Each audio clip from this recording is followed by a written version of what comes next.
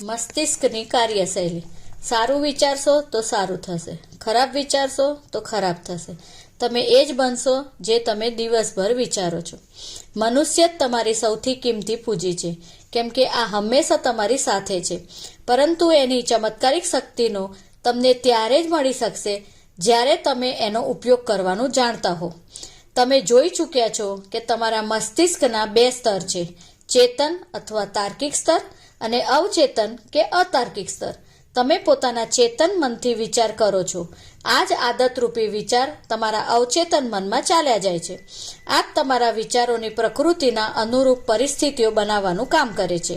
તમારું અવચેતન મન તમારી ભાવનાઓનું રચનાત્મક સ્થાન છે. સારું વિચારવા પર સારા પરિણામ મળશે અને ખરાબ વિચારવા પર ખરાબ પરિણામ મળશે. તમારું મસ્તિષ્ક આ જ પ્રકારે કામ કરે છે.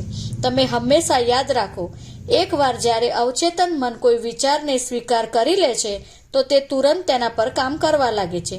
સમજવા જેવી વાત એ છે કે અવચેતન મનનો નિયમ સારા તથા ખરાબ બંને પ્રકારના વિચારો એક સમાન કામ કરે છે. જો આ નિયમનો નકારાત્મક રૂપથી પ્રયોગ કરવામાં આવશે તો તે સફળતા, અસફળતા, કુંઠા અને દુઃખ ઉત્પન્ન કરશે. જો તેનો પ્રયોગ સકારાત્મક રૂપથી કરવામાં આવશે તો આ સદભાવનાપૂર્ણ અને સર્જનાત્મક પણ હોય છે. આ જ પ્રકારની વિચારસરણી આદર્શ સ્વાસ્થ્ય, સફળતા અને સમૃદ્ધિ મળે છે. સાચી રીતથી વિચારવાથી તમને માનસિક શાંતિ અને સ્વસ્થ શરીર મળે છે. તમે માનસિક રૂપથી જેને પણ સત્ય માનશો, તમારું અવચેતન મન એને સ્વીકાર કરી લેશે અને એને સાકાર કરી દેશે. બસ એકવાર તમારું અવચેતન મન આ વિચારોને સ્વીકાર કરી લે, પછી તમારા અવચેતન મનનો નિયમ તમારું મનગમતું સ્વાસ્થ્ય, શાંતિ અને સમૃદ્ધિ ઉત્પન્ન કરવાનું શરૂ કરી દેશે. તમારા આદેશ આપતા જ તમારા અવચેતન મન એના પર છોડવામાં આવેલી વૈચારિક છાપને સાકાર કરવામાં પૂરી નિષ્ઠાથી કામ કરવાનું શરૂ કરી દે છે. મસ્તિષ્કનો નિયમ અવચેતન મનની પ્રતિક્રિયા ચેતન મનમાં રાખવામાં આવેલા વિચારની પ્રકૃતિથી નક્કી થાય છે. મનોવૈજ્ઞાનિકોનું કહેવું છે કે જ્યારે એકવાર તમારા વિચાર અવચેતન મન સુધી પહોંચી જાય છે તો મસ્તિષ્કની કેશિકાઓ તેમની છાપ બની જાય છે. અવચેતન મન એકવાર કોઈ વિચારને સ્વીકારી લે છે તો તે તેને સાકાર કરવામાં લાગી જાય છે. વિચારોના સાહચર્ય અનુસાર કામ કરીને તે પોતાના લક્ષ્યને સાકાર કરવા માટે જ્ઞાનના પ્રત્યેક એ હિસ્સાનો પ્રયોગ કરે છે કે જે તે જિંદગીભર એકઠું કર્યું છે. તે તમારી અંદરની અમર્યાદિત શક્તિ, ઉર્જા અને બુદ્ધિનો પ્રયોગ કરે છે. પરિણામ મેળવવા માટે આ પ્રકૃતિના બધા નિયમોનો પ્રયોગ કરે છે. કેટલીય વાર આ તમારી મુશ્કેલીઓનું સમાધાન તત્કાળ શોધી લે છે, જ્યારે કેટલીક વાર ઘણો વધારે સમય લગાવી શકે છે. એની રીતે અબૂઝ છે. ચેતન અને અવચેતનના ક્ષેત્ર.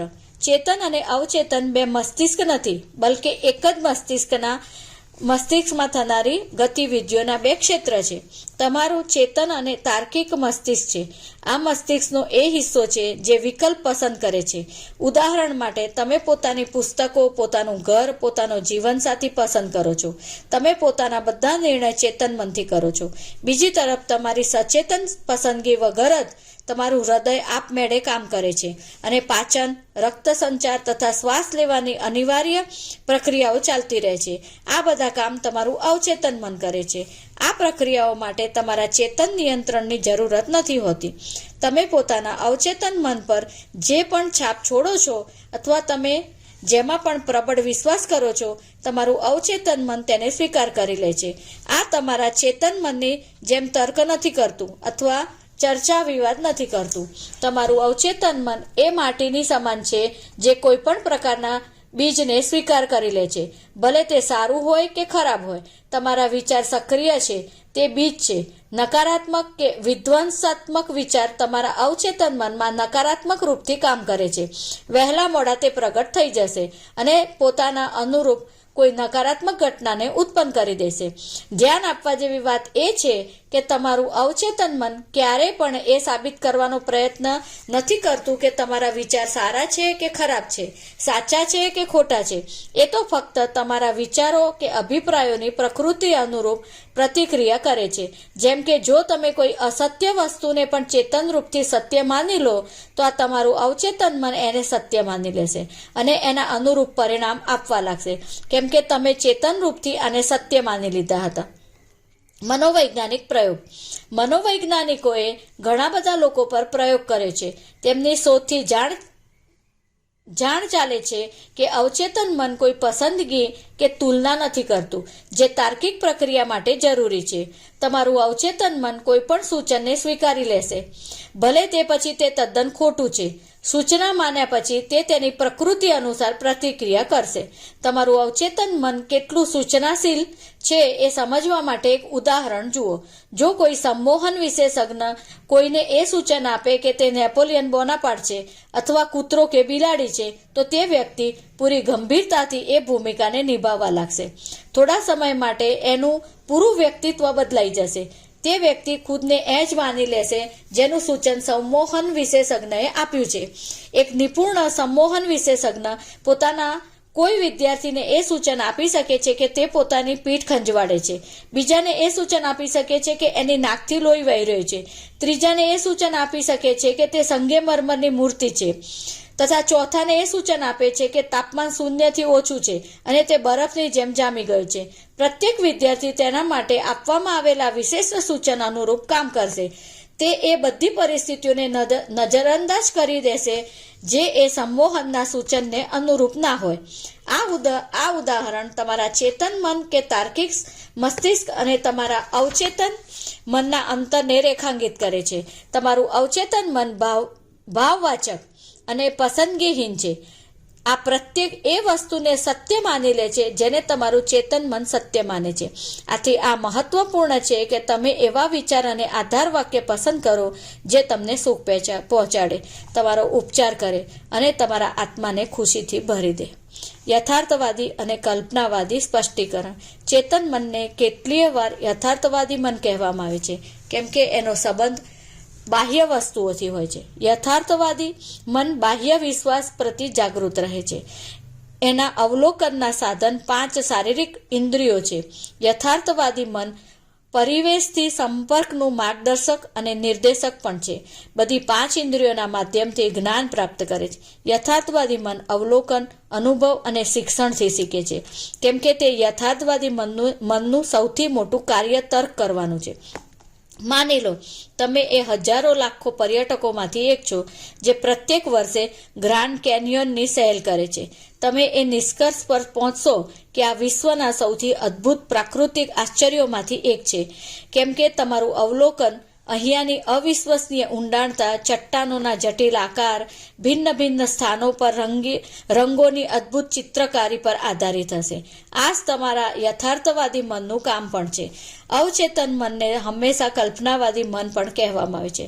તમારું કલ્પનાવાદી મન તમારા વાતાવરણ પ્રતિ જાગૃત તો હોય છે, પરંતુ શારીરિક ઇન્દ્રિયોના માધ્યમથી નહીં. તમારું અવચેતન મન આંતરિક જ્ઞાનની મહેસૂસ કરે છે, કેમ કે એમાં જ ભાવનાઓ અને યાદોનો ભંડાર છે. કલ્પનાવાદી મન પોતાના ઉચ્ચતમ કાર્ય એ સમયે કરે છે જ્યારે યથાર્થવાદી ઇન્દ્રિયોનું પોતાનું કામ નથી કરતી. અર્થાત જ્યારે યથાર્થવાદી મન શિથિલ હોય ત્યારે કલ્પનાવાદી બુદ્ધિ સૌથી સારી રીતે કામ કરે છે. કલ્પનાવાદી મન આંખોની ઇન્દ્રિય વગર જુએ છે. આ એક પ્રકારની અતિન્દ્રિય ક્ષમતા છે જે તમારી સાથે જોડાયેલી ઘટનાઓને મહેસૂસ કરી શકે છે.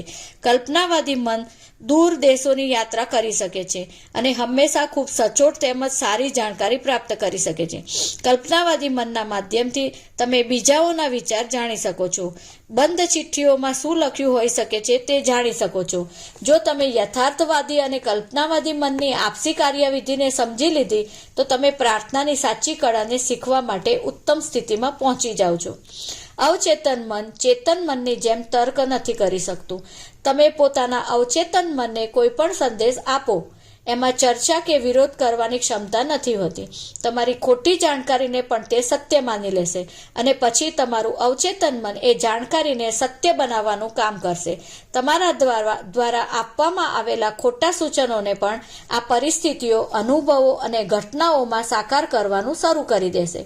તમારી સાથે જે પણ થાય છે તે આથી થાય છે કેમ કે તે વિશ્વાસના માધ્યમથી પોતાના અવચેતન મન પર તેની છાપ છોડી દે છે. જો તમે કોઈ ખોટો સંદેશ આપ્યો છે અથવા પોતાના અવચેતન મન સુધી વિકૃત અવધારણાઓ પહોંચાડી છે તો તેને તુરંત જ સુધારવી પડશે.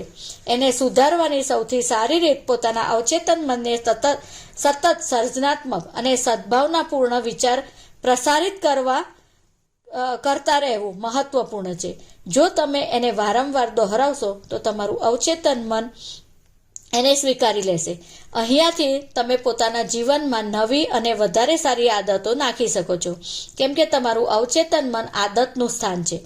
તમારા ચેતન મનના આદતરૂપી વિચાર તમારા અવચેતન મનમાં ઊંડા રૂપથી પોતાના મૂળિયા બનાવી લીધા હોય છે. જો તમે પોતાના વિચારોમાં સદભાવનાપૂર્ણ, શાંત અને સર્જનાત્મક વલણ અપનાવ્યું છે તો તમારા અવચેતન મન પ્રતિક્રિયા કરતું સદભાવ, શાંતિ અને સર્જનાત્મક પરિસ્થિતિઓ ઉત્પન્ન કરશે. જો તમે ભય, ચિંતા અને અન્ય પ્રકારના નિરાશાજનક વિચારોના શિકાર છો તો તમે પોતાના અવચેતન મનની શક્તિને ઓળખીને એને સ્વતંત્રતા, ખુશી અને સંપૂર્ણ સ્વાસ્થ્યનો સંદેશ આપવાનું શરૂ કરી દો, કેમ કે તે તમારું અવચેતન મન રચનાત્મક છે અને ચમત્કારિક સ્ત્રોતની સાથે એકરૂપ છે. આ એ સ્વતંત્રતા, ખુશી અને સંપૂર્ણ સ્વાસ્થ્યને ઉત્પન્ન કરવા લાગશે જે આદેશ તમે પૂરા વિશ્વાસથી આપે છે. સૂચનની શક્તિ. તમે સમજી ગયા છો કે તમારું ચેતન મન દ્વારપાલની જેમ કામ કરે છે. આ ખોટા સૂચનોથી તમારા અવચેતન મનની રક્ષા કરે છે. આ મસ્તિષ્કના એ મૂળભૂત નિયમ પર આધારિત છે કે તમારું અવચેતન મન સૂચન પ્રતિ અત્યંત સંવેદનશીલ છે. તમે જોયું છે કે તમારું અવચેતન મન તુલનાએ કે વિરોધ નથી કરી શકતું કે તર્ક વિતર્ક નથી કરી શકતું અને ખુદ કશું પણ વિચારી નથી શકતું. આ બધા કામ ચેતન મનના છે. અવચેતન મન તો બસ ચેતન મન દ્વારા પડેલી છાપ પર પ્રતિક્રિયા કરે છે. આ ભિન્ન ભિન્ન દિશાઓને વિશે નથી વિચારતું. આ એ જ વિચારે છે જે તેને આપવામાં આવે છે. સૂચનની શક્તિને તમે એ પ્રકારે મહેસૂસ કરી શકો છો જેમ કે તમે એક જહાજ પર છો જે થોડું હલી રહ્યું છે. તમે પોતાના સહયાત્રીથી કહો છો કે તમારી હાલત સારી નથી લાગી રહી, તમારો ચહેરો બિલકુલ પીળો પડી રહ્યો છે. તમને જોઈને લાગે છે કે તમારી સમુદ્રી યાત્રામાં થતા ઉબકા આવી શકે છે. શું હું તમને કેબિન સુધી પહોંચાડી દઉં? તમારા સૂચનથી યાત્રીનો ચહેરો પીળો પડી ગયો, જે એના ખુદના ભય અને આશંકાથી મેળ ખાય છે. તે તમારી મદદ લઈને પોતાના કેબિનમાં જરૂર પહોંચી જાય છે, પરંતુ ત્યાં પહોંચવા પર તમારા નકારાત્મક સૂચનને સાચા માની લે છે અને તમારું સૂચન સત્ય થઈ જાય છે. એક સૂચન, પ્રતિક્રિયા અનેક. આપણા માટે એ સમજવું ખૂબ જ જરૂરી છે કે એક જ સૂચન પર ભિન્ન ભિન્ન મનુષ્ય ભિન્ન ભિન્ન પ્રકારની પ્રતિક્રિયા આપશે, કેમ કે એમના પર વિશ્વાસ કે અવચેતન પરિસ્થિતિનું ભિન્ન ભિન્ન હોય છે. જો તમે પોતાના સહયાત્રીની જગ્યાએ કોઈ અન્ય જહાજની પાસે જઈને કહો કે હેલો, તમારી હાલત ઠીક નથી દેખાઈ રહી, ક્યાંક તમને સમુદ્રી યાત્રાને કારણે ઉબકા તો નથી આવતા ને? આ સંદેશ તેના મિજાજ પર નિર્ભર કરે છે કે તે તમારી મજાક પર હસે અથવા તમારી ત્યાંથી દફા કરી દે. તમારા સૂચનની એના પર કોઈ અસર ના થઈ, કેમ કે તેને વિશ્વાસ છે કે સમુદ્રી યાત્રામાં તેને ક્યાંય ઉબકા નથી આવી શકતા. એને જરા પણ ભય મહેસૂસ નથી થયો, બલકે આત્મવિશ્વાસ સામે આવી જશે. સૂચન ફક્ત કોઈ વસ્તુને કોઈના મસ્તિષ્કમાં નાખવાનું કામ કરે છે. આ એક માનસિક પ્રક્રિયા છે જેનાથી સૂચન કરવામાં આવેલા વિચારનો સ્વીકાર કરવામાં આવે છે. હંમેશા યાદ રાખો કે કોઈ પણ સૂચન ચેતન મનની ઈચ્છા વગર અવચેતન મન પર કોઈ પ્રભાવ નથી છોડી શકતું. તમારા ચેતન મનમાં એ સૂચનને અસ્વીકાર કરવાની શક્તિ હોય છે. જહાજીને સમુદ્રી યાત્રાના કારણે ઉબકા આવવાનો કોઈ ભય ન હોય. એને પૂરો વિશ્વાસ હતો કે તે સુરક્ષિત છે. આ નકારાત્મક સૂચનામાં એને ડરાવવાની શક્તિ ન હતી, પરંતુ તમારી સહયાત્રી પહેલાથી જ બીમાર હોવા વિશે ચિંતિત હતી. આથી તમારા સૂચન અનુરૂપ પરિસ્થિતિઓ બની ગઈ. પ્રત્યેક મનુષ્યમાં આંતરિક ભય, માન્યતાઓ, અભિપ્રાય હોય છે. આ આંતરિક માન્યતાઓ આપણા જીવનને નિયંત્રિત કરે છે.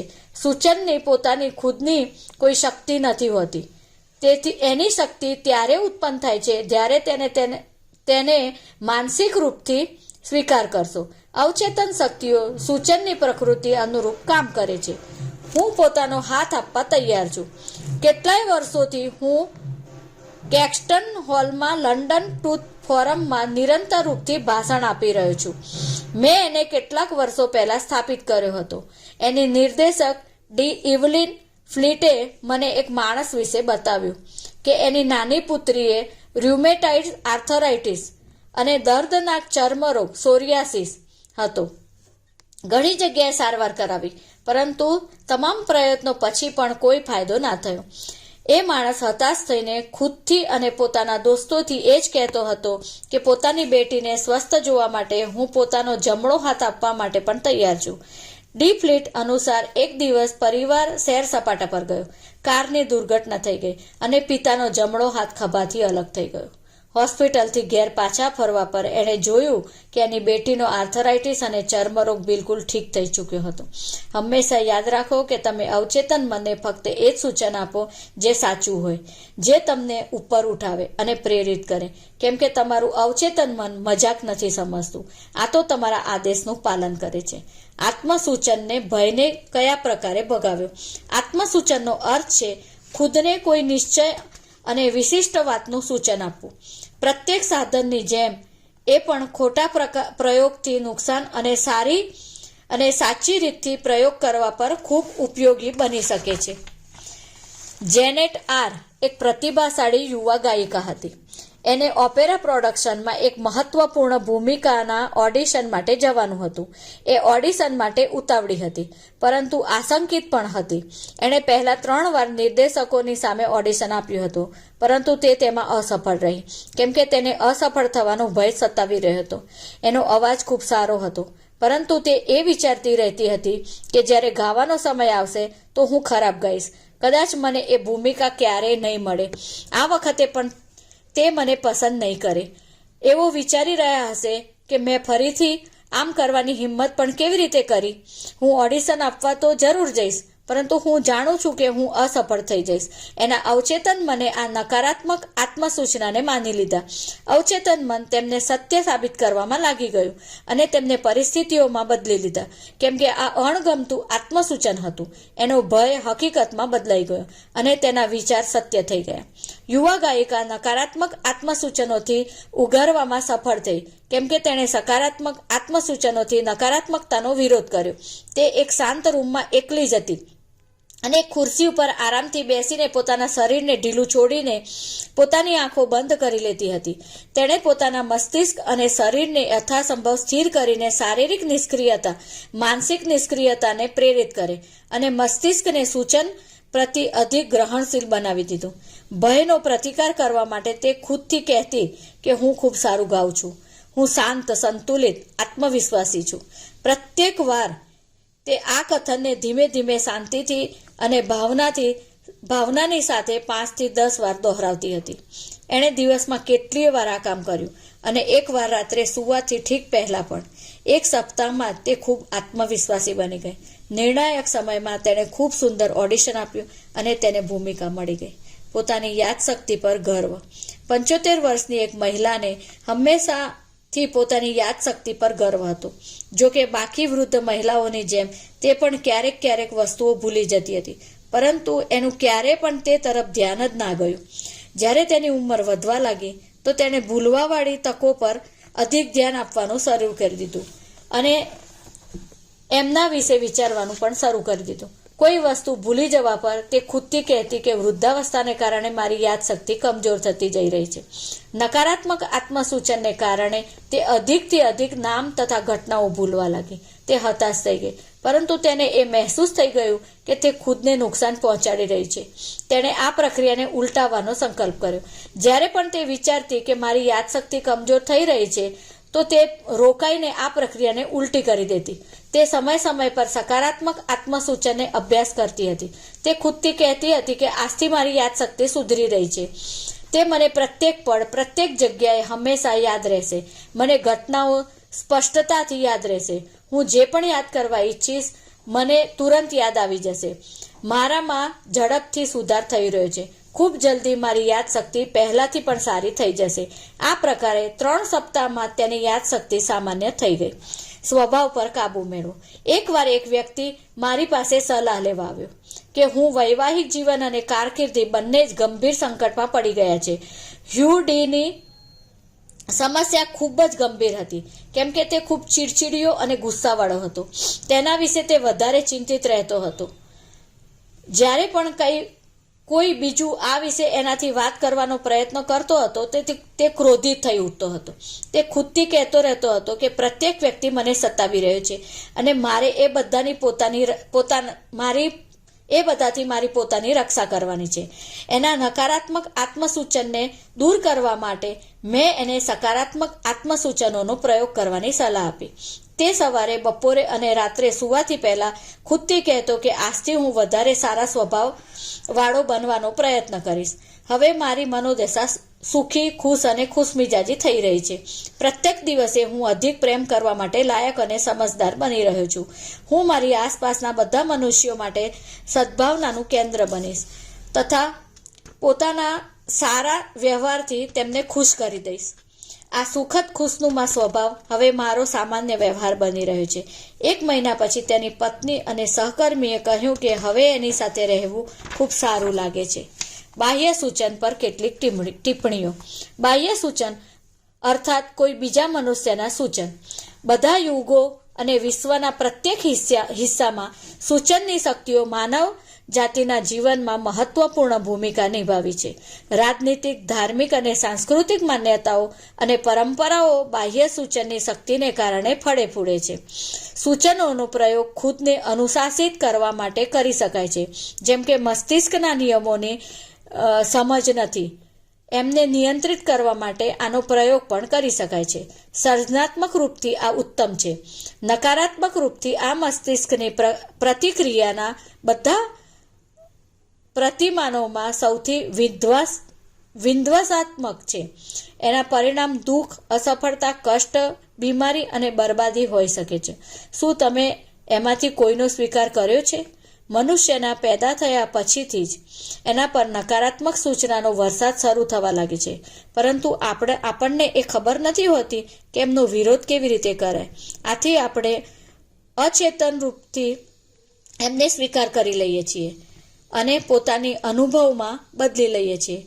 એક પ્રકારથી આપણે બાહ્ય સૂચનોને સ્વીકાર કરીને એમને સાકાર કરવામાં સહયોગ આપીએ છીએ, કેમ કે બાળપણમાં આપણે બીજાઓના સૂચનનો વિરોધ કરી શકતા નથી અને આ વિશે વધારે કશું પણ ખબર પણ ન હતી. આપણું મસ્તિષ્ક તથા એના ચેતન તથા અવચેતન હિસ્સા એક રહસ્ય હતા, જેમના વિશે આપણે વિચારી પણ શકતા ન હતા. પરંતુ હવે આપણે મોટા થઈ ગયા છીએ અને કોઈ પણ સૂચનની પસંદગી કરી શકીએ છીએ. સકારાત્મક આત્મસૂચનોનો પ્રયોગ કરીને પોતાની પરિસ્થિતિઓ ફરીથી બનાવી શકાય છે અને અતીતને બદલી શકાય છે. સૌથી પહેલાં એ બાહ્ય સૂચનો પ્રતિ જાગૃત બનવું પડશે, જે પહેલાંથી જ કામ કરી રહ્યા છે. જો તપાસ ન કરવામાં આવે તો તે વ્યવહારના એવા સંસ્કાર નાખી શકે છે જે તમને વ્યક્તિગત અને સામાજિક જીવનમાં અસફળ બનાવી દેશે. સર્જનાત્મક આત્મસૂચન નકારાત્મક પરિસ્થિતિઓથી સ્વતંત્ર કરી શકે છે. જો એવું ના થયું તો નકારાત્મક પરિસ્થિતિઓ તમારા જીવનને વિકૃત કરી દેશે અને સારી આદતોના વિકાસને અશક્ય બનાવી દેશે. નકારાત્મક સૂચનોનો વિરોધ. અખબાર કે ટીવી પર પ્રત્યેક દિવસે તમે ડઝનો એવી ખબરો સાંભળશો જે નિરર્થકતા, ભય, ચિંતા, તણાવ અને ભાવિ બરબાદીના બીજ વાવી શકે છે. જો તમે એમને સત્ય માનીને એમને પોતાની અંદર જગ્યા આપશો તો આ વિચાર જીવવાની ઈચ્છાને પણ ખતમ કરી નાખે છે. જો તમે એ સમજી લો કે તમારે એમને સ્વીકાર કરવાની જરૂરત નથી તો તમારી સામે વિકલ્પ ખુલી જાય છે. પોતાના અવચેતન મનને સર્જનાત્મક આત્મસૂચન આપીને તમે આ બધા વિધ્વંસાત્મક વિચારોનો વિરોધ કરી શકો છો. તમે બીજાઓના થોપવામાં આવેલા નકારાત્મક સૂચનાઓને તપાસ કરતા રહો. તમારે આ વિનાશાત્મક સૂચનો પર દયા કરવાની જરૂરત નથી. બધાને પોતાના બાળપણ, કિશોરાવસ્થા, વયસ્ક જીવનમાં આમના કારણે કષ્ટ ઉઠાવ્યા છે. જો તમે પાછળથી વળીને જોશો તો તમને યાદ આવશે કે માતા પિતા, મિત્રો, સગા સંબંધીઓ, શિક્ષકો અને સહયોગીઓએ આ પ્રકારે તમને નકારાત્મક સૂચન આપ્યા હતા. એમની વાતોનું વિશ્લેષણ અને એમનામાં છુપાયેલા અર્થ પર ધ્યાન આપીએ તો તમે જોશો કે એમનામાં મોટાભાગની વાતો જૂઠી હતી. એમનો છુપાયેલો ઉદ્દેશ ભય પેદા કરીને તમને નિયંત્રિત કરવાનો હતો. બાહ્ય સૂચનથી આ પ્રક્રિયા પ્રત્યેક ઘર, ઓફિસ, ફેક્ટરી અને ક્લબમાં ચાલતી રહે છે. ધીમે ધીમે તમને જાણ થશે કે જાણે અજાણે બધાના સૂચનોનો ઉદ્દેશ હોય છે કે તમે એવું વિચારો, મહેસૂસ કરો અને કામ કરો જેવું તે ઈચ્છે છે, જેથી તેમને ફાયદો પહોંચે, ભલે તમને નુકસાન કેમ ના જાય. ખોટા સૂચનથી એક માણસનો જીવ ગયો. મારા એક સંબંધીએ એક પ્રસિદ્ધ મહિલા ભવિષ્ય વક્તાથી પોતાનું ભવિષ્ય પૂછ્યું. જ્યોતિષીએ એવું બતાવ્યું કે એનું દિલ ખૂબ જ કમજોર છે અને તે આગલી અમાસે મરી જશે. સગા સંબંધીઓ આશ્ચર્યમાં મુકાઈ ગયા અને એણે પોતાના પરિવારના પ્રત્યેક વ્યક્તિને આ ભવિષ્યવાણી બતાવી. પોતાના વકીલથી મળીને એણે વસિયત ઠીક કરાવી લીધું. મેં એને એના વિશ્વાસથી ડગાવવાનો પ્રયત્ન કર્યો તો એણે મને બતાવ્યું કે એ ભવિષ્ય વક્તાઓમાં પારલૌકિક શક્તિઓ છે. ભવિષ્ય વક્તા વ્યક્તિઓનું સારું કે ખરાબ કરી શકે છે. આથી તેણે ભવિષ્યવાણીની સત્યતા પર પૂરો વિશ્વાસ હતો. અમાસના દિવસ નજીક આવવા પર તે ગુમસુમ રહેવા લાગ્યો. જ્યારે એક મહિના પહેલા આ માણસ ખુશ, સ્વસ્થ, ઉત્સાહી અને જોશીલો હતો, પરંતુ હવે તે બીમાર દેખાવા લાગ્યો. અમાસના દિવસે તેને હાર્ટ એટેક આવ્યો અને તે મરી ગયો. તેને ખૂબ જ ખબર જ ન હતી કે પોતાનું મોતનું કારણ તે ખુદ હતો. આપણે આ પ્રકારની ન જાણે કેટલીય વાર્તાઓ સાંભળી છે અને એ વિચારીને ધ્રુજી ઉઠીએ છીએ કે આ વિશ્વ રહસ્યમય, અનિયંત્રિત શક્તિઓથી ભરેલું પડ્યું છે, પરંતુ તેઓ ના તો આ રહસ્યમય છે, ના તો અનિયંત્રિત છે. એ સંબંધીને ખુદ પોતાનો જીવ લીધો હતો, કેમ કે તેણે એક ખોટા સૂચનને પોતાના અવચેતન મનમાં દાખલ થવા દીધો હતો. કેમ કે ભવિષ્ય વક્તાની શક્તિઓ પર તેને એટલો વિશ્વાસ હતો, આથી અવચેતન મને ભવિષ્યવાણીને પૂરી સ્વીકારી કરી લીધી હતી. હવે આપણે અવચેતન મનની કાર્યવિધિના આધાર જોઈશું કે મનુષ્યનું ચેતન કે તાર્કિક મસ્તિષ્ક જે વાત પર વિશ્વાસ કરે છે, અવચેતન મનને સ્વીકાર કરી લે છે અને એના અનુરૂપ કાર્ય કરે છે. તે સંબંધી જ્યારે તે ભવિષ્ય વક્તાની પાસે ગયો હતો તો તે સૂચન ગ્રહણ કરવાની મનોદશામાં હતો. ભવિષ્ય વક્તાના નકારાત્મક સૂચનને તેણે સત્ય માની લીધું. તે ભયમાં આવી ગયો. તેણે વિશ્વાસ હતો કે અમાસના દિવસે તે મરી જશે. તેણે બધી ઘટના બધાને બતાવી દીધી અને પોતાની મોતની તૈયારી કરવા લાગી ગયો. ભવિષ્ય વક્તાના સૂચનને એના અવચેતન મને સાચું માની લીધું તથા એના મોતને હકીકતમાં બદલી નાખ્યું. જે ભવિષ્ય વક્તાએ તેની મોતની ભવિષ્યવાણી કરી હતી એના સૂચનમાં જીવ લેવાની શક્તિ ન હતી. જો તે માણસ મનમાં નિયમોને જાણતો તો નકારાત્મક સૂચનને પૂરી રીતે અસ્વીકાર કરી દેતો અને ભવિષ્ય વક્તાના સૂચનો પર ધ્યાન જ ના આપતો. જો તે પોતાના જ વિચારો અને ભાવનાઓ પર નિયંત્રિત રહી શકતો તો તે આજે જીવિત રહી શકતો હતો. ભવિષ્યવાણી બખ્તરબંધ ટેન્ક પર ફેંકવામાં આવેલા રબરના દડાની જેમ હોય છે. તે સરળતાથી ભવિષ્ય વક્તાના સૂચનને નકારીને હવામાં ઉડાવી શકતો હતો અને એનાથી એને કોઈ નુકસાન પણ ના થતું, પરંતુ જાગૃતતા અને સમજની કમીને કારણે તેણે પોતાના મોતને બોલાવી લીધું. યાદ રાખો, બીજાઓના સૂચનોમાં પોતાના કોઈ શક્તિ નથી હોતી. તેણે પોતાના વિચારો દ્વારા જ એમને શક્તિ આપી છે. તમારે પોતાની માનસિક સંમતિ આપવાની હોય છે. તમારે એ વિચારને સ્વીકાર કરવાનો હોય છે કે અહીંયાથી જ તમારું અવચેતન મન એને સાકાર કરવા માટે લાગી જાય છે. યાદ રાખો, તમારી પાસે જિંદગી, પ્રેમ અને સ્વાસ્થ્ય પસંદ કરવાની ક્ષમતા છે. આધાર વાક્યોની સ્થિતિ. પ્રાચીન યુનાનના જમાનાની દાર્શનિક અને તર્કશાસ્ત્રીઓએ સિલોજિઝમ નામના તર્કનું અધ્યયન કર્યું છે. સિલોજિઝમમાં મસ્તિષ્ક વ્યવહારિક સંદર્ભમાં તર્ક કરે છે, અર્થાત તમારું ચેતન મન જે મુખ્ય આધાર વાક્યને સાચું માની લે છે એનાથી તે નિષ્કર્ષ નીકળશે અને અવચેતન મન સુધી પહોંચશે. સવાલ અથવા સમસ્યાથી એને કોઈ લેવા દેવા નથી, પરંતુ આધાર વાક્ય સાચું છે તો નિષ્કર્ષ અવશ્ય સાચું જ હશે. જેમ કે પ્રત્યેક ગુણ પ્રશંસનીય છે. દયાળુતા એક ગુણ છે, આથી દયાળુતા પ્રશંસનીય છે. બધી નિર્મિત વસ્તુઓ બદલાતી અને ખતમ થાય છે. મિશ્રના પિરામિડ નિર્મિત વસ્તુઓ છે, આથી પિરામિડ બદલાશે અને ખતમ થશે. પ્રથમ વાક્યને મુખ્ય આધાર વાક્ય કહેવાય છે અને સાચા આધાર વાક્યથી સાચો નિષ્કર્ષ નીકળે છે. કોલેજના એક પ્રોફેસરે મસ્તિષ્કના વિજ્ઞાન પર મારા કેટલાક ભાષણ સાંભળ્યા. જ્યારે તેઓ મને મળવા આવ્યા તો તેમણે કહ્યું કે મારા જીવનમાં પ્રત્યેક વસ્તુ ગડબડ છે. હું મારા સ્વાસ્થ્ય, ધન અને મિત્ર ગુમાવી ચૂક્યો છું. હું જે વસ્તુને સ્પર્શું છું તે બગડી જાય છે. મેં એમને સમજાવ્યા કે એમની સમસ્યાઓ તાર્કિક રૂપથી તેમના આત્મવિનાશક મુખ્ય આધાર વાક્યથી ઉત્પન્ન થઈ છે. પોતાના જીવનને બદલવા માટે તમારે પોતાના ચિંતનમાં એક નવું મુખ્ય આધાર વાક્ય સ્થાપિત કરવું પડશે. તેમણે માનવું પડશે કે તેમના અવચેતન મનની અમર્યાદિત બુદ્ધિમત્તા તેમને આધ્યાત્મિક, માનસિક અને ભૌતિક માર્ગદર્શન અથવા નિર્દેશિત અને સમૃદ્ધ બનાવી રહી છે. એવું કરવાથી તેમનું અવચેતન મન આપમેળે સમજદારીથી નિર્ણય લેવા માટે નિર્દેશિત કરશે, તેમના શરીરનો ઉપચાર અને માનસિક શાંતિ પ્રદાન કરશે. પ્રોફેસરે પોતાના જીવનની એક મનગમતી તસવીર બનાવી. એમનું મુખ્ય આધાર વાક્ય હતું અમર્યાદિત બુદ્ધિમત્તા મને માર્ગદર્શન આપી રહી છે. હું સ્વસ્થ છું અને મારા મસ્તિષ્ક તથા શરીરમાં સામંજસ્યનો નિયમ કામ કરે છે.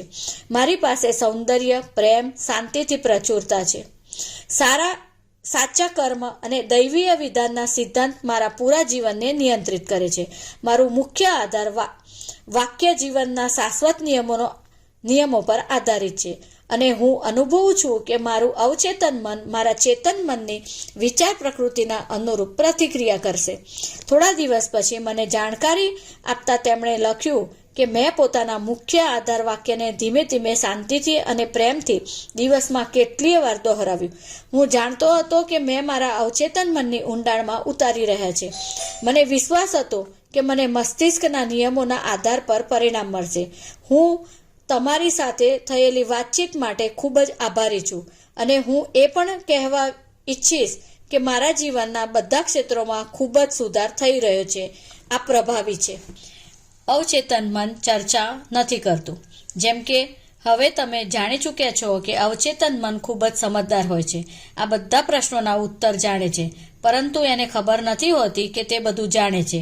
આ તમારી સાથે ચર્ચા કે પલટીને ઉત્તર નથી આપતું. આ તમને ક્યારે નહીં કહે કે તમે મારા પર આ પ્રકારના સૂચનોની છાપ ના છોડો. જ્યારે તમે કહો છો હું આ નથી કરી શકતો, મારી ઉંમર ખૂબ વધારે થઈ ગઈ છે, હું આ જવાબદારીને નથી નિભાવી શકતો, હું ખોટી જગ્યાએ ખોટા ઘરમાં પેદા થઈ ગયો હતો, હું યોગ્ય નેતાઓને નથી જાણતો, તો તમે આ નકારાત્મક વિચારોને પોતાના અવચેતન મનમાં ભરી રહ્યા છો અને તે એના અનુરૂપ પ્રતિક્રિયા કરે છે. એવું કરીને તમે પોતાના જ ભલાઈનો રસ્તો રોકીને પોતાના જીવનમાં કમી, સીમા અને કુંઠા ઉત્પન્ન કરી રહ્યા છો. જ્યારે તમે પોતાના ચેતન મનમાં બધા અવરોધ અને વિલંબની કલ્પના કરો છો, તમે પોતાના અવચેતન મનની બુદ્ધિમત્તા અને જ્ઞાનનો લાભ નથી લઈ શકતા, કેમ કે તમને વિશ્વાસ હોય છે કે તમારું અવચેતન મન તમારી સમસ્યાનું નિરાકરણ નથી કરી શકતું. પરિણામ સ્વરૂપ માનસિક અને ભાવનાત્મક ભીડ વગેરે બીમારી અને ન્યુરોટિક પ્રવૃત્તિઓ આવે છે. જો તમે પોતાની ઈચ્છાઓને સાકાર કરવા અને કુંઠામાંથી મુક્ત થવા ઈચ્છો છો, તો દિવસમાં કેટલીય વાર દ્રઢતાથી કહો, અમર્યાદિત બુદ્ધિમત્તા મને આદર્શ યોજનાનો માર્ગ બતાવે છે, એ તરફ લઈ જાય છે અને જરૂરી વાતો બતાવે છે. મારા અવચેતન મનની અધિક ઊંડી સમજ હવે પ્રતિક્રિયા કરી રહી છે. હું જે મહેસૂસ કરું છું તે બહાર વ્યક્ત થાય છે. સંતુલન અને સમબુદ્ધિ પ્રત્યેક તરફ છે. પરંતુ જો તમે કહો છો કે હવે કોઈ રસ્તો નથી બચ્યો, હવે મારો ખેલ ખતમ થઈ ગયો છે, તો આ સમસ્યાથી બહાર નીકળવાનો કોઈ રસ્તો નથી, હું બાધિત અને અવરુદ્ધ છું, એવામાં તમારા અવચેતન મનને કોઈ ઉત્તર કે પ્રતિક્રિયા નહીં મળે. જો તમે ઈચ્છો છો કે તમારું અવચેતન તમારા માટે કામ કરે છે, તો તેનો સહયોગ મેળવવા માટે તમારે એને યોગ્ય સંદેશ આપવો પડશે, કેમ કે એ તો તમારા માટે હંમેશા કામ કરી રહ્યું છે. તમારા હૃદયના ધબકારા અને શ્વાસને નિયંત્રિત કરી જ રહ્યું છે. જો તમારી આંગળી કપાઈ જાય તો ઉપચારની પ્રક્રિયા શરૂ કરી દે છે. એની મૂળભૂત પ્રવૃત્તિ જીવનની તરફ છે. આ હંમેશા તમારી દેખભાળ કરે છે અને તમને સુરક્ષિત રાખે છે. જેમ કે તમે જાણો છો કે તમારા અવચેતનની પાસે પોતાની ખુદની બુદ્ધિ પણ હોય છે. જો એણે તમારા વિચારો અને છબીઓની પેટર્નને સ્વીકાર કરી લીધો, તો સમસ્યાઓનો ઉત્તર શોધતા સમયે તમારું અવચેતન મન પ્રતિક્રિયા કરશે. એ તમારાથી આશા કરશે કે તમે પોતાના ચેતન મનમાં કોઈ સાચા નિર્ણય કે ફેસલા પર પહોંચી જાઓ. તમારે એ માનવું પડશે કે તમારા અવચેતન મનની પાસે ઉત્તર છે, પરંતુ તમે કહો છો કે મને ખબર નથી કે કોઈ રસ્તો છે પણ કે નહીં. હું પૂરી રીતે દુવિધા અને અસમંજસમાં છું. મને ઉત્તર કેમ નથી મળતો? તો તમે પોતાની પ્રાર્થનાને નકારી રહ્યા છો. સમય પસાર કરતા સૈનિકની જેમ તમે ઉર્જાનો પ્રયોગ તો કરી રહ્યા છો, પરંતુ તમે આગળ નથી વધી રહ્યા. હવે તમે પોતાના મસ્તિષ્કને વિરામ આપીને આરામથી બેસી જાઓ અને શિથિલ થઈને શાંતિથી કહો, મારું અવચેતન મન ઉત્તર જાણે છે. તે આ સમયે પણ પ્રતિક્રિયા કરી રહ્યું છે. હું આભાર વ્યક્ત કરું છું, કેમ કે હું જાણું છું કે મારા અવચેતનની અમર્યાદિત બુદ્ધિમત્તા બધી વાતો જાણે છે અને મને આ સમયે આદર્શ ઉત્તર આપી રહી છે. મારો સાચો વિશ્વાસ મારા અવચેતન મનની બુદ્ધિમત્તા અને જ્ઞાનને સ્વતંત્ર કરી રહ્યું છે. મને ખુશી છે કે એવું થઈ રહ્યું છે.